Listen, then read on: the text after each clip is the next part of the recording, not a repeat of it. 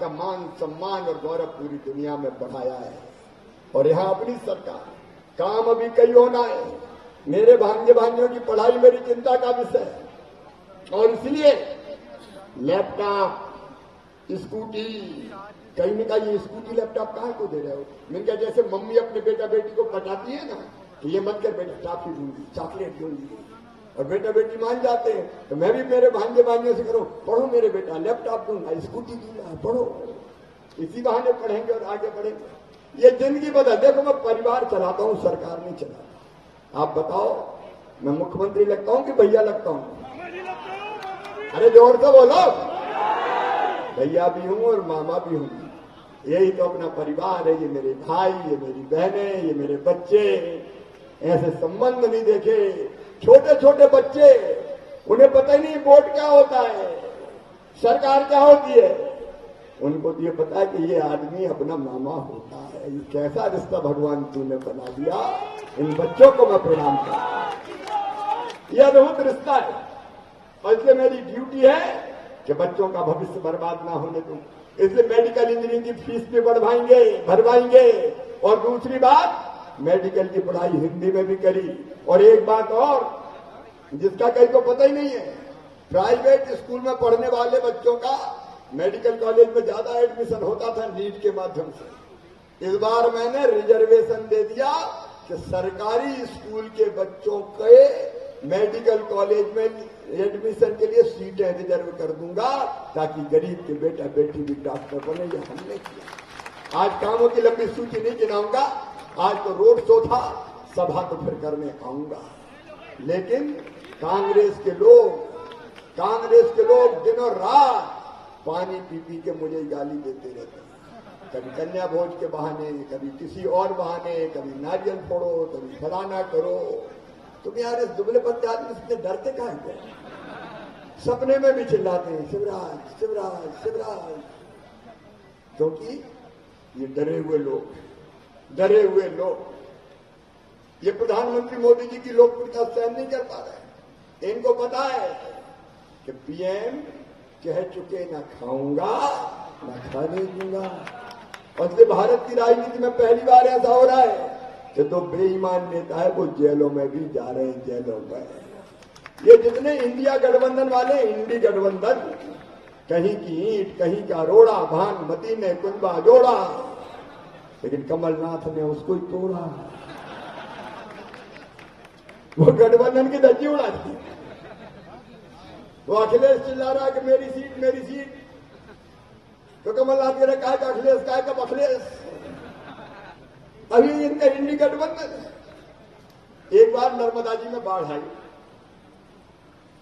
बाढ़ में हमारे पास के गांव में एक मंदिर था, वहां पुजारी जी बह गए।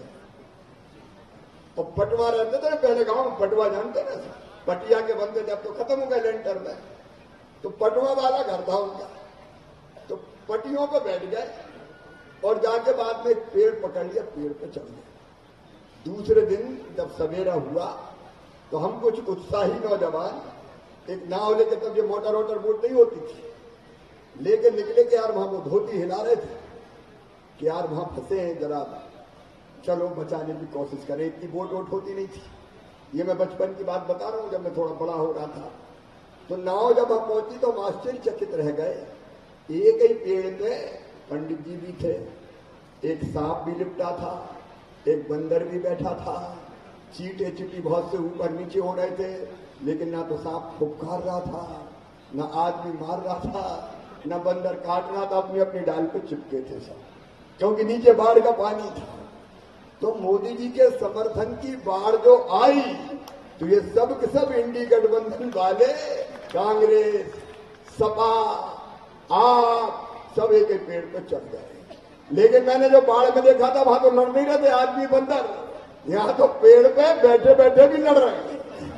अखिलेश बखलेश फलाना ढिमका, ये भला नहीं कर सकते। भला करेंगे तो नरेंद्र मोदी ही देश का भला करेंगे। और इसलिए डबल इंजन की सरकार बनाना है। नर्मदापुरम वालों, ये धर्म युद्ध है। एक तरफ भारत को वैभवशाली, गौरवशाली, संपन्न और समृद्ध राष्ट्र के रूप में खड़ा करना है। दूसरी तरफ मध्य प्रदेश को बीमारू नहीं रहने देना है। अभी तो कई चीजें कर दी। आगे हमने तय किया है हर परिवार को एक रोजगार देंगे, हर परिवार को, कोई परिवार शेष नहीं। जिनके घर नहीं बने प्रधानमंत्री आवास योजना में, मेरी बहनों चिंता मत करना, फॉर्म भरा रहे हैं मुख्यमंत्री आवास योजना के। हम मुख्यमंत्री आवास योजना बना के उनके मकान भी बनवाएंगे। रसोई गैस का सिलेंडर लाडली बहनों को, उज्ज्वला की बहनों को केवल 450 रुपया में दिया जाएगा। एक ने अनेकों काम करने, और इसलिए आज मैं आपसे प्रार्थना करने आया हूं, इन कामों को आगे बढ़ाना है तो भ्रम में मत आना। कांग्रेसी कई बार भेष बदल बदल के भी आ जाते हैं, कोई कालनेमी, कोई मारूच, आपने देखा क्या, अलग अलग रूपों में आते हैं। और इसलिए हम किसी रूप में आए, कोई चक्कर में मत आ जाना भैया। अहंकार से बढ़ी हुई कांग्रेस को धूल चटाना है ताकि नर्मदापुरम का विकास सुनिश्चित कर सके, ताकि मध्य प्रदेश को आगे बढ़ा सके, और हम अपने भाई बहन बेटा बेटी सबका कल्याण कर सकें। इसलिए मेरा आपसे निवेदन है, आप सब डॉक्टर गिरजा हमारे डॉक्टर सीतासरण शर्मा जी को जानते हैं। हमारे डॉक्टर सीतासरण शर्मा मेरे बरसों पुराने मित्र, मैं जानता हूं इनके शील को, इनके स्वभाव को, इनके संस्कार को, इनकी कार्यप्रणाली को। भारतीय संस्कृति और संस्कारों में रचे पचे और बसे डॉक्टर सीतासरण वास्तव में भारतीय संस्कारों की जीवंत प्रतीक है। और इसलिए मेरी प्रार्थना है, डॉक्टर साहब को आशीर्वाद दीजिए, भारतीय जनता पार्टी को आशीर्वाद दीजिए, और मामा को भी दे दो यार, मोदी जी को भी आशीर्वाद दो। बोलिए सबका आशीर्वाद मिलेगा, सबका आशीर्वाद मिलेगा। कमल के फूल की बटन दबाएंगे। नर्मदा मैया की, नर्मदापुरम की जनता की, अरे नर्मदापुरम की जनता की, भारत माता की।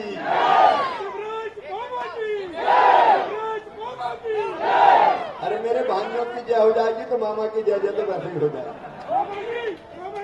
लेकिन अब मामा से ज्यादा पॉपुलर भैया हूं आजकल। मंच पर विराजमान हमारे वरिष्ठ नेता, विधानसभा के पूर्व अध्यक्ष,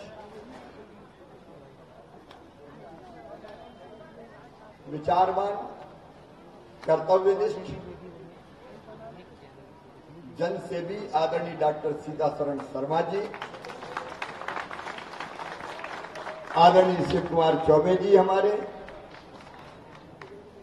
भाई माधव जी जिलाध्यक्ष, भाई दर्शन जी किसान मोर्चे के प्रदेश अध्यक्ष, भाई सीमा सिंह जी हमारी प्रभारी, हमारी इटारसी के अध्यक्ष, नर्मदापुरम के अध्यक्ष, हाँ दोनों इटारसी और नर्मदापुरम आगे और पीछे, हमारे अध्यक्षगण, जनपद अध्यक्ष जी, और देखो मेरे लिए तो सब बराबर है, सिया राम मैं सब जग जान।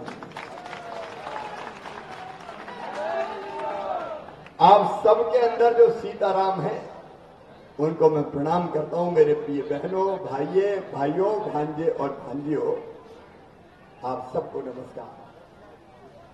आज नर्मदापुरम की सड़कों पर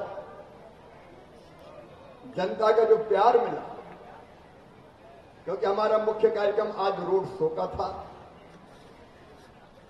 जनता ने जो स्नेह दिया है, प्यार किया है, आशीर्वाद दिया है, जो विश्वास व्यक्त किया है, नर्मदापुरम वालों जान भले ही चली जाए उस विश्वास को कभी टूटने नहीं देंगे। हम पदों पर बैठने के लिए राजनीति नहीं करते। मां नर्मदा की गोद में जन्म लेके एक उद्देश्यपूर्ण जीवन जीने का हमने संकल्प लिया था, और आप देख लीजिए जब से हमने सरकार संभाली, अभी नवरात्रि गई और मैं बेटियों की पूजन जरूर करता हूं हर रोज।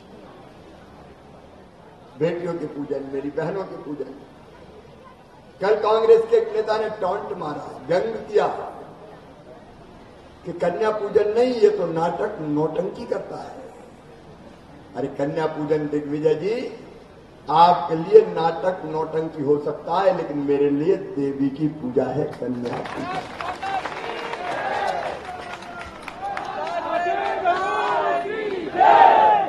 दुर्गा सप्तशती में जब देवता मैया की उपासना करते हुए कहते हैं, हे मां, जगत में जितनी स्त्रियां हैं वो सब तुम्हारी मूर्तियां हैं। मेरी बहनों, तुम तो मां की मूर्तियां हो मेरे लिए। और इसलिए मां, बहन और बेटी का कल्याण हो, उसमें हमने कोई कसर नहीं छोड़ी। भारतीय जनता पार्टी की सरकार ने कोई कसर नहीं छोड़ी, लेकिन वो कहते हैं नाटक नौटंकी। मेरे बहनों और भाइयों, मैं आपसे पूछना चाहता हूं, क्या कन्याओं का पूजन नाटक नौटंकी है? अरे जोर से बताओ, नाटक नौटंकी है? ये कांग्रेसियों के लिए नाटक नौटंकी हो सकती है। हमारे लिए मां, बहन और बेटी श्रद्धा का दूसरा रूप है, दूसरा नाम है। और इसलिए मैं तो बेटियों के पांव की पूजा करता हूं, लेकिन कांग्रेस के लोग, आप उनके बयान देख लें, कमलनाथ जी, दिग्विजय जी, क्या विचार है इनके? कोई आइटम कहता है, कोई दूसरे शब्दों से संबोधित करता है, तुम्हें शर्म नहीं आती? ये भारतीय जनता पार्टी भारतीय संस्कारों को आगे बढ़ाने वाली पार्टी है। हम सनातन की परंपरा को आगे बढ़ाने वाली, ये वो संस्कृति है कि जब सीताहरण हुआ, सीताहरण के समय सीता मैया ने अपने गले की माला उतार के नीचे फेंकी थी, इसलिए कि भगवान राम आए तो पता चल जाए कि सीता मैया को रावण किस ओर लेके गया है। जब भगवान राम भैया लक्ष्मण के साथ पहुंचे, वो टूटी माला उन्हें दिखी, तो उन्हें लक्ष्मण से पूछा कि लक्ष्मण, क्या ये सीता की माला है? तो लक्ष्मण जी ने कहा, भैया मैंने तो नजर उठा के मां के गले की तरफ देखा ही नहीं, मैंने तो जब देखा मां के चरणों को ही देखा। और इसलिए मुझे पता नहीं ये कौन की माला है। ये संस्कृति है दिग्विजय जी और कमलनाथ जी, भारत की संस्कृति का अपमान मत करो। हाँ, मैं डंके की चोट ये कहता हूं, मां, बहन और बेटी के साथ न्याय होना चाहिए। आधी आबादी को पूरा न्याय चाहिए। और इसलिए मुझे गर्व है कि मैंने लाडली लक्ष्मी योजना बनाई। 40 लाख बेटियां मेरी आज लाडली लक्ष्मी है, जिनकी सारी व्यवस्थाएं हम करते हैं। हाँ, मुझे गर्व है मेरी बहनों। आज मैं कहना चाहता हूं, नर्मदा जी के इस पवित्र तट पर, ये मैंने किया हिंदुस्तान की धरती पर सबसे पहले, कि स्थानीय निकाय के चुनाव में 50% रिजर्वेशन मेरी बहनों को देने का काम किया। अगर ये 50% रिजर्वेशन बहनों को नहीं मिलता तो भाई लोगों चुनाव लड़ने में देते क्या? कहते घर में बैठ रोटी बना, चुनाव तो साहब लड़ेंगे। नमस्कार, मैं हूं मानक गुप्ता। अगर आपको हमारा ये वीडियो पसंद आया हो तो इसे लाइक और शेयर जरूर करें, और हाँ, हमें सब्सक्राइब और फॉलो करना ना भूलें, ताकि आप देश और दुनिया की कोई खबर मिस ना करें। तो जुड़े रहिए हमारे साथ और देखते रहिए न्यूज़ 24।